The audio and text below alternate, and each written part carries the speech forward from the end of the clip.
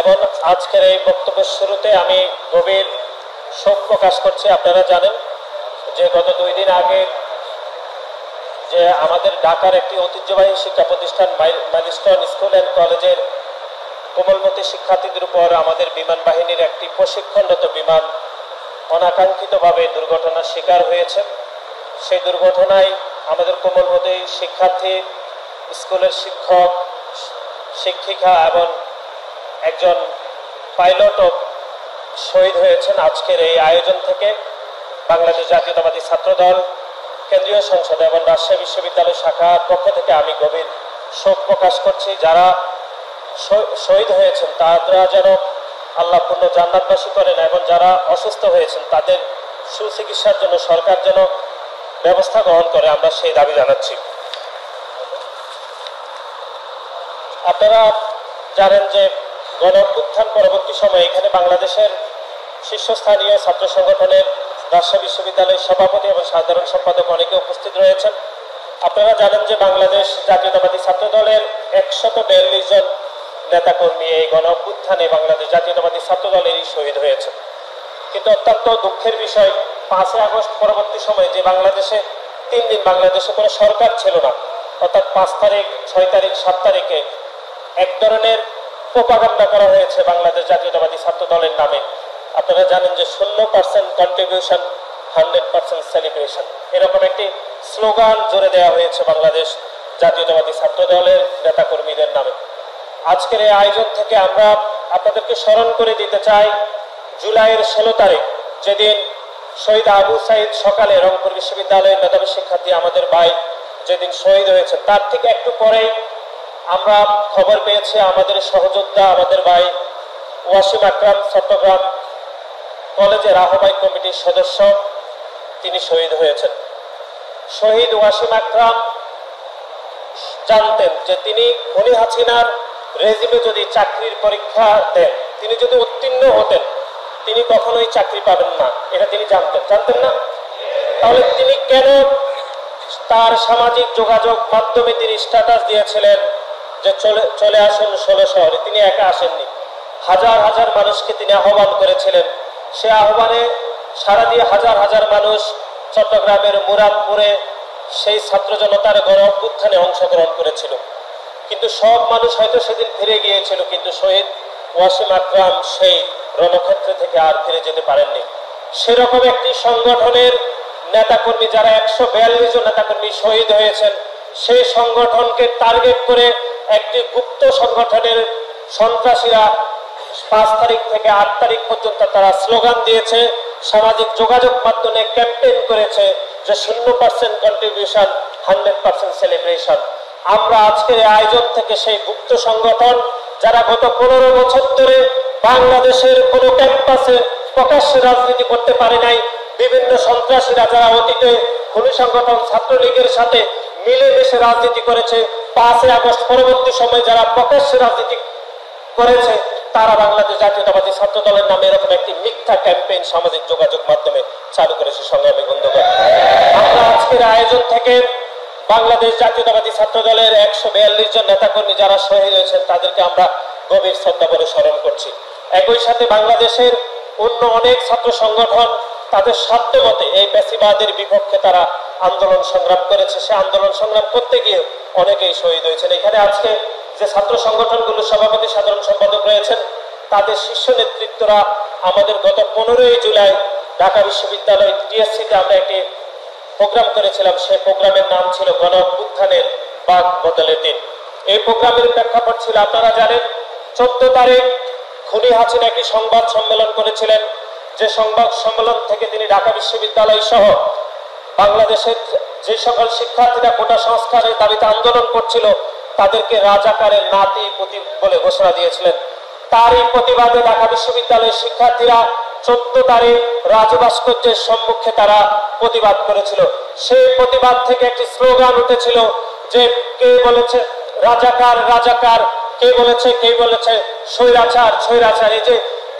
এই শেষের অংশটুকু স্লোগানের এটি বাংলাদেশ জাতীয়তাবাদী ছাত্র দলের ঢাকা বিশ্ববিদ্যালয়ের নেতৃবৃন্দরা ঢাকা বিশ্ববিদ্যালয়ের মাটিতে দাঁড়িয়ে প্রকাশ্যে খনি হাসিনাকে স্বৈরাচার বলার দুঃসাহস দেখিয়েছিল। এবং তার পরবর্তী দিন আপনাদের মনে রয়েছে ঢাকা বিশ্ববিদ্যালয়ের শিক্ষার্থীদের উপর, বিশেষ করে নারী শিক্ষার্থীদের উপর একটি নজিরবিহীন হামলা হয়েছিল, যে সেখানে ছাত্রলীগ, যুবলীগ এবং স্বেচ্ছাসেবক লীগ এমনকি শ্রমিক লীগের সন্ত্রাসীরা ঢাকা বিশ্ববিদ্যালয়ে নারী শিক্ষার্থীদের উপর হামলা করেছে। অনেকে বলেছেন সে হামলাই গণ অভ্যুত্থানের চিত্র পাল্টে দিয়েছে। বিশেষ করে 15 তারিখ যে হামলা হয়েছে তার প্রতিবাদে বাংলাদেশের 16 তারিখ সকল শিক্ষা প্রতিষ্ঠানে অবস্থান কর্মসূচি এবং বিক্ষোভের ডাক দেওয়া হয়েছিল। সেই বিক্ষোভ থেকে 16 তারিখ শুরুতে রংপুরে শহীদ আবু সাইদ শহীদ হন এবং চট্টগ্রামে শহীদ ওয়াসিম আকরাম শহীদ হয়েছিলেন। সুতরাং এই 15 তারিখে আমরা একটি প্রোগ্রাম করেছিলাম ঢাকা বিশ্ববিদ্যালয়ে এই মাসে। সেখানে আমরা প্রোগ্রামের নাম দিয়েছি গণ অভ্যুত্থানের বাদ বদলের দিন। সেখানে বাংলাদেশের প্রকাশ্যে গণতান্ত্রিক রাজনীতি করেছে এরকম 21টি ছাত্র সংগঠনের শীর্ষ নেতৃত্ব, যারা সভাপতি এবং সাধারণ সম্পাদক কেন্দ্রীয় কমিটির, তারা আমাদের এই অনুষ্ঠানে বক্তব্য রেখেছেন। এটি বলার কারণই অন্যতম, সেটি হচ্ছে বাংলাদেশ জাতীয়তাবাদী ছাত্রদল বাংলাদেশের শুধুমাত্র সাধারণ শিক্ষার্থীদের অধিকার আদায়ের জন্য কাজ করে না, বরং বাংলাদেশের গত 15 বছর ধরে যারা ফ্যাসিবাদের বিপক্ষে যে সকল ছাত্র সংগঠন ঐক্যবদ্ধভাবে কাজ করেছে তাদের সাথে বাংলাদেশ জাতীয়তাবাদী ছাত্রদল চরম ঐক্যবদ্ধভাবে কাঁধে কাঁধ মিলিয়ে ফ্যাসিবাদের বিপক্ষে আন্দোলন সংগ্রাম করেছে। তার তাজা উদাহরণ হয়েছে জুলাই এবং আগস্টের গণ অভ্যুত্থান। কিন্তু আপনারা দেখেছেন যে গণ অভ্যুত্থান পরবর্তী সময়ে বাংলাদেশের একটি ছাত্র সংগঠন, যে সংগঠনের নাম ইতিমধ্যে আমরা বলেছি, সেই ছাত্র শিবির বিভিন্ন ক্যাম্পাসে তারা আত্মপ্রকাশ করেছিল। বাংলাদেশ জাতীয়তাবাদী ছাত্র দলের পক্ষ থেকে আমরা শুরুতেই তাদের এই আত্মপ্রকাশকে আমরা স্বাগত জানিয়েছিলাম। কিন্তু আপনারা দেখবেন যে বাংলাদেশের যে সকল ক্যাম্পাসে শুধুমাত্র তাদের ন্যূনতম কোনো অবস্থান রয়েছে, তারা সেই সকল ক্যাম্পাসে তারা আত্মপ্রকাশ ঘটে। কিন্তু যে সকল ক্যাম্পাসে তাদের নেতাকর্মীরা খুবই স্বল্প সংখ্যক থাকে, যে সকল ক্যাম্পাসে তারা একটি বড় ধরনের মিছিল করার সক্ষমতা দেখাতে পারে না, সেই সকল ক্যাম্পাসে তারা গুপ্ত রাজনীতি করে, তারা কখনোই তাদের কমিটি প্রকাশ করে না। আমি চট্টগ্রামে কয়েকদিন আগে একটি বক্তব্যতে বলে আসছি, যদি আপনারা শিবির দেখতে চান, শিবিরের আচার ব্যবহার দেখতে চান, শিবিরের সন্ত্রাসী কার্যক্রম দেখতে চান, তাহলে আপনারা চট্টগ্রাম বিশ্ববিদ্যালয়ে চলে যাবেন, সেখানে শিবিরের কার্যক্রম আপনারা দেখে আসবেন। আপনারা চলে যাবেন রাজশাহী বিশ্ববিদ্যালয়ে, সেখানে দেখবেন যে রাজশাহী বিশ্ববিদ্যালয় গত 5 দশকেরও বেশি সময় ধরে বাংলাদেশের সাধারণ শিক্ষার্থীদের উপর কিরকম নির্যাতন এবং সন্ত্রাস করেছে সেই ছাত্র শিবিরের নেতৃবৃন্দরা। আপনারা চলে যাবেন চট্টগ্রামের বিভিন্ন শিক্ষা প্রতিষ্ঠানে, সেই শিক্ষা প্রতিষ্ঠানে আপনারা দেখবেন যে শিবির কাকে বলে। আপনারা চট্টগ্রাম কলেজে চলে যাবেন, মহসিন কলেজে চলে যাবেন, কমার্স কলেজে গেলে আপনারা শিবিরের আসল চিত্রটা আসলে দেখতে পাবেন। কিন্তু আপনি কখনোই শিবিরের আসল প্রকাশ স্বরূপ আপনি ঢাকা বিশ্ববিদ্যালয়ে দেখতে পাবেন না, কারণ ঢাকা বিশ্ববিদ্যালয়ের পবিত্র মাটি শিবিরের রাজনীতিকে কখনোই প্রকাশ্যে অনুমতি দেয়নি। গণ অভ্যুত্থান পরবর্তী সময়ে ঢাকা বিশ্ববিদ্যালয়ের কিছু দুষ্কৃতিকারী সংগঠকদের সহায়তায় তারা ঢাকা বিশ্ববিদ্যালয়ে স্বাভাবিক কার্যক্রম পরিচালিত করছে। সংগ্রামী বন্ধুগণ, এরকম একটি গুপ্ত সংগঠনের রাজনীতি থেকে বাংলাদেশের সাধারণ শিক্ষার্থীদেরকেও আমাদেরকে সতর্ক থাকতে হবে এবং এই গুপ্ত সংগঠনের বিরুদ্ধে বাংলাদেশ জাতীয়তাবাদী ছাত্র দলের নেতাকর্মীকে ঐক্যবদ্ধ হতে হবে।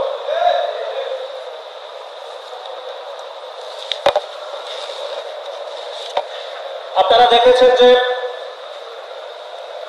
চট্টগ্রাম কলেজের আমাদের শহীদ ওয়াসিম আকরামের স্মরণ সভা 16ই জুলাই আমরা চট্টগ্রামে আমি নিজে গিয়েছিলাম। সেখানে চট্টগ্রাম কলেজের যে প্রিন্সিপাল রয়েছে ওনার কাছে জুলাইয়ের 1 তারিখ থেকে আমাদের চট্টগ্রাম মহানগরের নেতৃবৃন্দরা যেন চট্টগ্রাম কলেজে একটি প্রোগ্রাম করা যায় সেই জন্য অনুমতি প্রার্থনা করা হয়েছে। যে ওয়াসিম চট্টগ্রাম কলেজের শিক্ষার্থী হয়ে সারা বাংলাদেশের ফ্যাসিবাদের বিপক্ষে একটি ঐক্য, একটি প্রতীক হয়ে যিনি চট্টগ্রামের 16 আন্দোলন করেছিল, সেই চট্টগ্রাম কলেজের প্রিন্সিপাল বাংলাদেশ জাতীয়তাবাদী ছাত্র দলকে চট্টগ্রাম কলেজের কোনো প্রোগ্রাম করতে দেয়নি। তার যুক্তি হচ্ছে যে চট্টগ্রাম কলেজে কোনো রাজনীতি নিষিদ্ধ রয়েছে, কোনো রাজনীতি কর্মীর কোনো প্রোগ্রাম হতে পারবে না।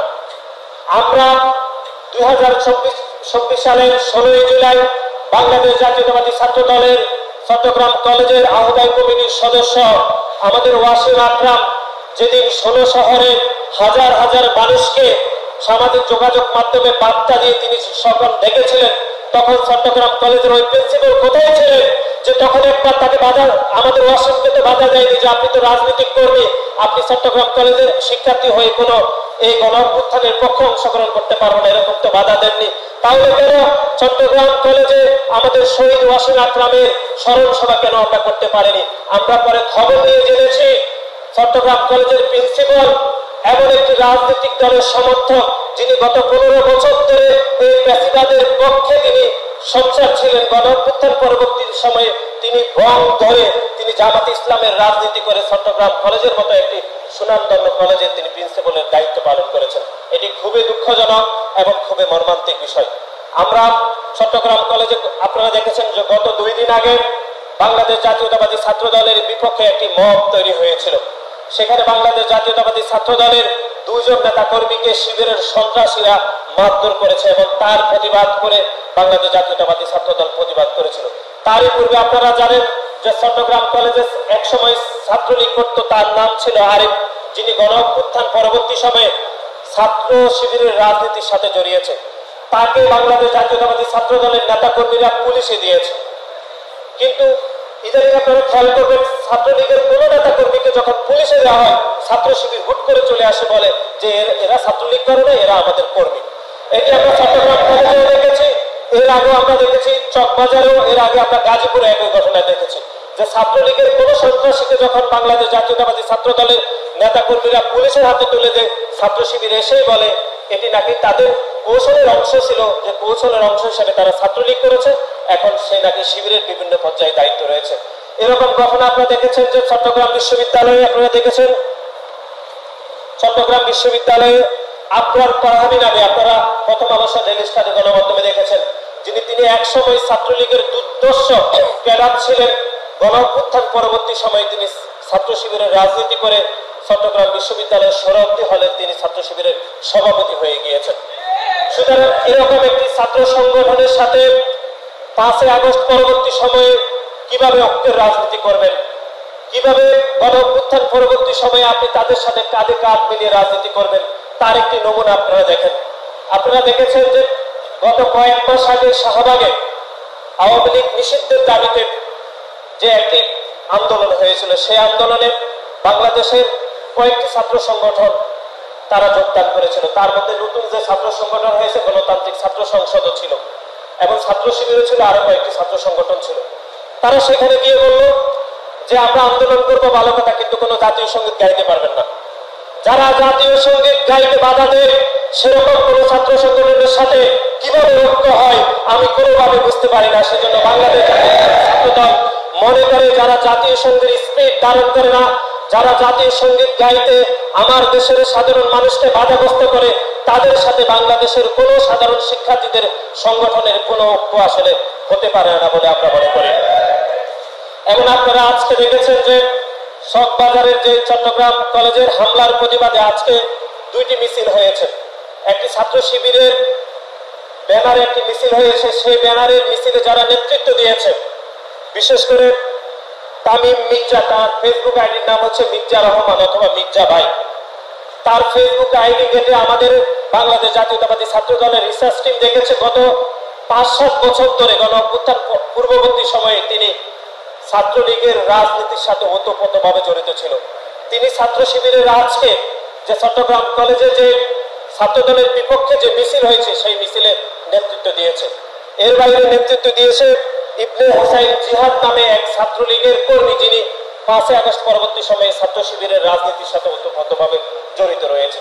সুতরাং আমরা মনে করি বাংলাদেশ জাতীয়তাবাদী ছাত্র দল গত 15 বছর ধরে বাংলাদেশের সাধারণ শিক্ষার্থীদের অধিকার আদায়ের জন্য, বাংলাদেশের গণতান্ত্রিক ব্যবস্থাকে শক্তিশালী করার জন্য, বাংলাদেশের মানুষের ভোটাধিকার নিশ্চিত করার জন্য বাংলাদেশ জাতীয়তাবাদী ছাত্র দল বাংলাদেশের সাধারণ শিক্ষার্থীদের স্বার্থকে প্রাধান্য রেখে আমরা খুনি হাসিনার বিরুদ্ধে প্রকাশ্যে আন্দোলন করেছি। কিন্তু গুপ্ত সংগঠন যারা গত 15 বছর ধরে বাংলাদেশের একটি খুনি সংগঠন, যে সংগঠন ইতিমধ্যে সন্ত্রাস বিরোধী আইনে নিষিদ্ধ হয়েছে, সেই সন্ত্রাসীদের সাথে মিলে মিশে রাজনীতি করে 5 তারিখ পরবর্তী সময়ে তারা আত্মপ্রকাশ করলেও তারা বাংলাদেশে গুপ্ত রাজনীতি কায়েম করেছে। এবং বাংলাদেশের ছাত্র সংগঠনগুলোর মধ্যে যত ধরনের বিভেদ তৈরি করা দরকার, যত ধরনের মন মালিন্য তৈরি করার দরকার, তার সবটুকু দিয়ে তারা বাংলাদেশের সাধারণ শিক্ষার্থীদেরকে এবং সাধারণ শিক্ষার্থীদের সংগঠনগুলোকে তারা বিভ্রান্ত করছে। সেজন্য আজকে এখানে যারা উপস্থিত রয়েছেন বিভিন্ন ছাত্র সংগঠনের সভাপতি, সাধারণ সম্পাদক এবং বাংলাদেশ জাতীয়তাবাদী ছাত্র দলের প্রতিটি নেতাকর্মীকে আমরা এরকম সংগঠন থেকে সতর্ক থাকার আমরা উদাত্ত আহ্বান জানাচ্ছি। এর বাইরে আপনারা দেখেছেন যে গত 2 দিন আগে মাইলস্টোন কলেজে যে ভয়াবহ যে একটি দুর্ঘটনা ঘটেছে, বাংলাদেশ জাতীয়তাবাদী ছাত্র দল এই ঘটনা শোনার সাথে সাথে আপনারা গণমাধ্যমে দেখেছেন আমরা আমাদের একটি মেডিকেল টিম গঠন করে দিয়েছি এবং বাংলাদেশের প্রতিটি হসপিটালে বাংলাদেশ জাতীয়তাবাদী ছাত্র দলের নেতাকর্মীরা এবং আমাদের ছাত্র দলের যারা ডাক্তার হয়েছেন তাদের সমন্বয়ে আমরা প্রতিটি ইউনিট আমাদের কাজ করছে। এখনো পর্যন্ত ঢাকা মেডিকেলের বান ইউনিটের সামনে বাংলাদেশ জাতীয়তাবাদী ছাত্র দল, ঢাকা বিশ্ববিদ্যালয় সহ বাংলাদেশের ঢাকার শিক্ষা প্রতিষ্ঠানের প্রতিটি ইউনিট আমাদের সমান্তরালভাবে এখানে স্বেচ্ছাসেবক হিসাবে কাজ করছে।